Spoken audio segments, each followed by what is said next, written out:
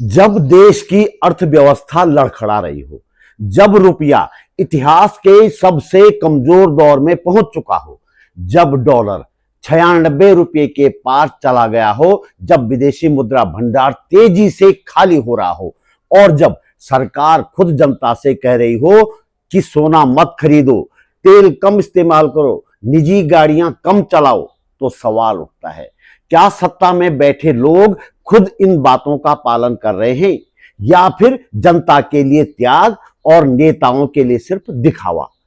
इस वक्त देश एक गंभीर आर्थिक संकट के मुहाने पर खड़ा है।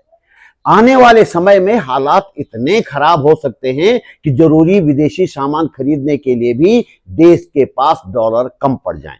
लेकिन इस संकट की घड़ी में भी बीजेपी नेताओं की प्राथमिकता क्या है? समाधान या सिर्फ नौटंकी? उत्तराखंड में भी कुछ ऐसा ही खेल चल रहा है।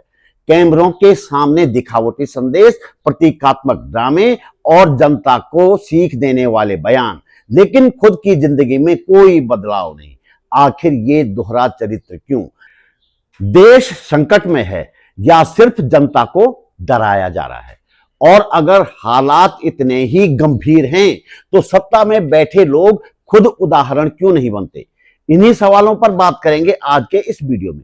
वीडियो को अंत तक जरूर देखिएगा, क्योंकि जो तस्वीर सामने आएगी वो शायद आपको चौंका दे।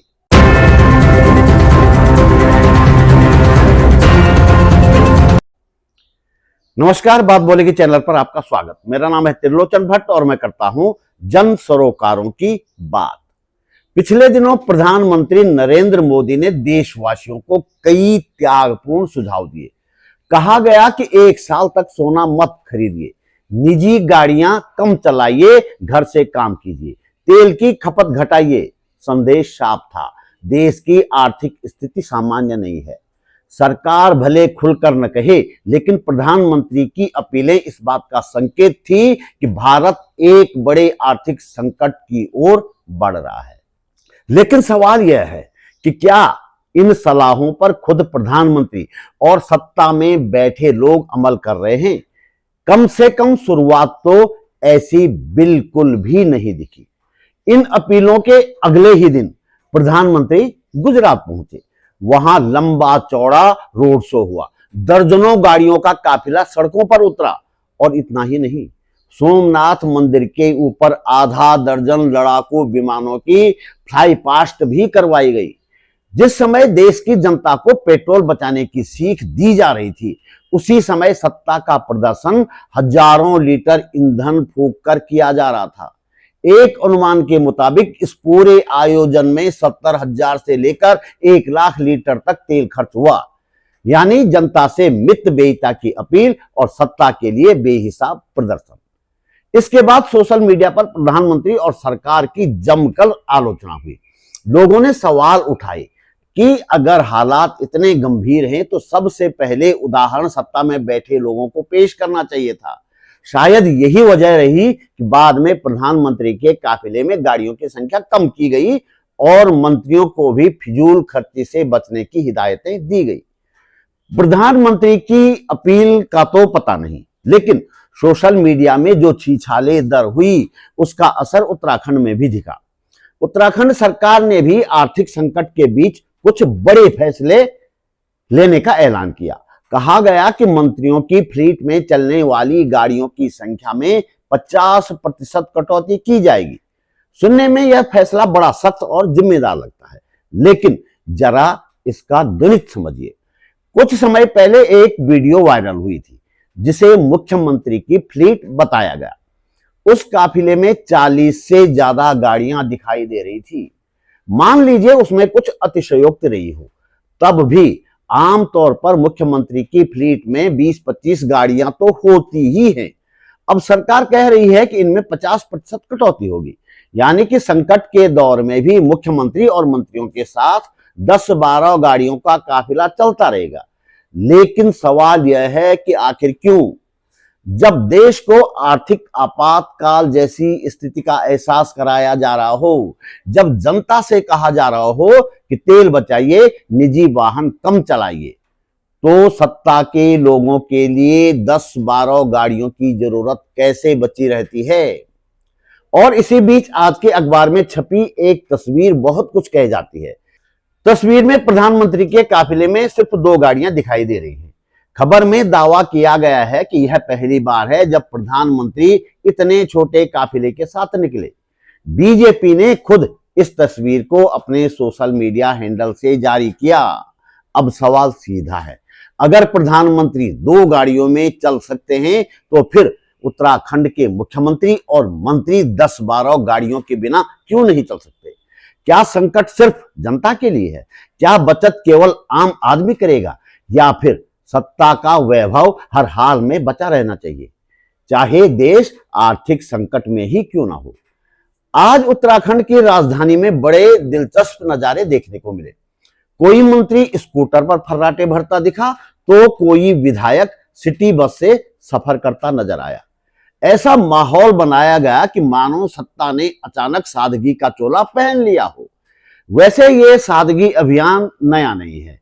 एक मंत्री 2 दिन पहले भी इसी तरह स्कूटर पर दिखाई दिए थे।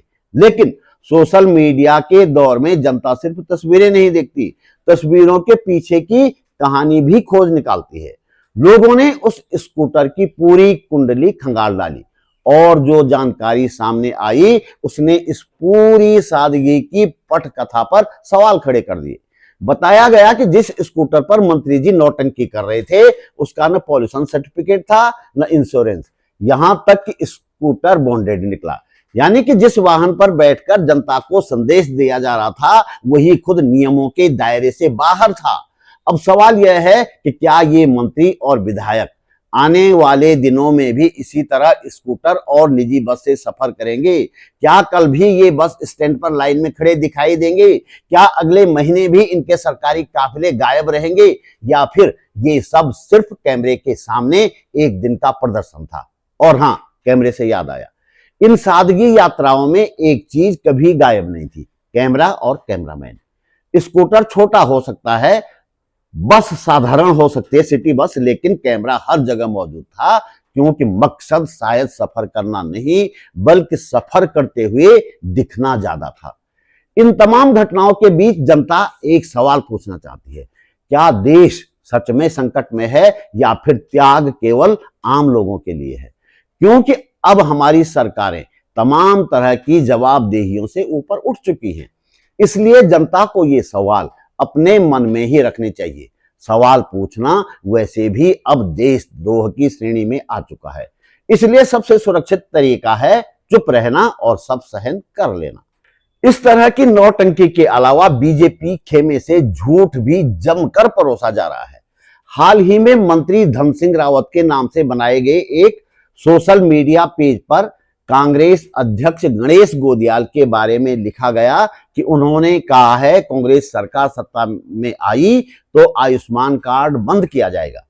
अब गोदियाल पूछ रहे हैं कि बताओ तो सही, मैंने ऐसा कहां कहा और कब कहा? अपने पाप, अपराध और भ्रष्टाचार के कारनामों को छुपाने के लिए धन सिंह रावत और उसके चेले चपाटे आज मैं देख रहा था कल से फेसबुक पर एक झूठ फैलाते जा रहे हैं। झूठ ये फैला रहे हैं कि एक आर्ट वर्क बना के मेरे साथ एक टैग जोड़ रहे हैं कि मैंने आयुष्मान योजना के बारे में कोई बात कही। मैं धन सिंह रावत जी को और उनके तमाम चेले चपाटों को, भारतीय जनता पार्टी के उस तमाम झूठ फैलाने वाले तंत्र को चुनौती देता हूं कि वो कहीं भी मेरे द्वारा कहे गए ये शब्द या मेरे द्वारा लिखे गए शब्द प्रमाण के सहित आगे करें। इस प्रकार से झूठ चिपकाने के लिए तो हमारे पास बहुत सी ऐसी बातें हैं कि जो सत्य हैं। मैं माननीय मंत्री धन सिंह रावत जी को कहना चाहता हूं कि अगर ये उजागर हो गया कि चमोली में ट्रांसफर के लिए, चमोली से देहरादून किसी के ट्रांसफर करने के लिए क्या क्या पाप हुए, क्या उसको उजागर कर दिया जाए? क्या ये उजागर कर दिया जाए कि जेएमएस रोड के एक फ्लैट में किस प्रकार से एक गणमान्य व्यक्ति ने किस प्रकार से चप्पलों से किसी की पिटाई की, क्या ये सार्वजनिक कर दिया जाए? इसलिए ये सच को हम चूंकि कमर के नीचे वार नहीं करना चाहते हैं, इसलिए ये आवश्यक है कि आप अपने चेले चपाटों से अपने से इस झूठ को फैलाने का जो तंत्र बना रहे हैं इस पर रोक लगाइए। संघी टोले की तरफ से जारी किया गया एक पोस्टर उनके झूठ का एक बड़ा शानदार उदाहरण है। लिखा है कि थलपति विजय ने मुख्यमंत्री बनते ही तेलंगाना के वारंगल में 800 साल पुराने शिव मंदिर को तोड़कर स्कूल बनाने की घोषणा की है। अब विजय मुख्यमंत्री तो बने हैं तमिलनाडु के और मंदिर तोड़ने जाएंगे तेलंगाना। इस टोले ने मेरे खिलाफ भी जमकर दुष्प्रचार किया था।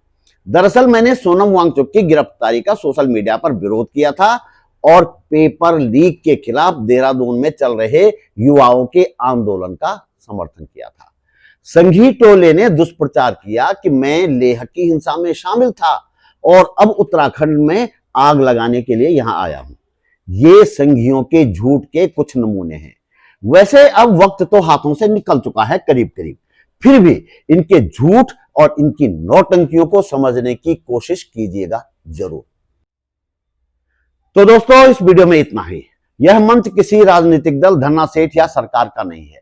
यह सिर्फ एक कोशिश है आप तक सच पहुंचाने की। घोर आर्थिक संकट के बावजूद और बिना संसाधनों के हम ये काम कर रहे हैं, क्योंकि आज के दौर में सच सबसे बड़े संकट में है। सच की यह आवाज तभी जिंदा रहेगी जब आप हमारे साथ खड़े होंगे।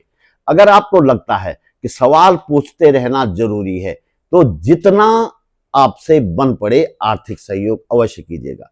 आप वीडियो के नीचे ज्वाइन बटन पर जाकर सहयोग दे सकते हैं। स्क्रीन पर QR कोड भी है और डिस्क्रिप्शन में बैंक डिटेल भी। आपका यह सहयोग सिर्फ मदद नहीं, सच के साथ खड़े होने का साहस है। आप वीडियो को लाइक करके, कमेंट करके और शेयर करके भी इस कोशिश को आगे बढ़ा सकते हैं। आर्थिक सहयोग के लिए मधु शर्मा जी का मैं आभार व्यक्त करता हूं।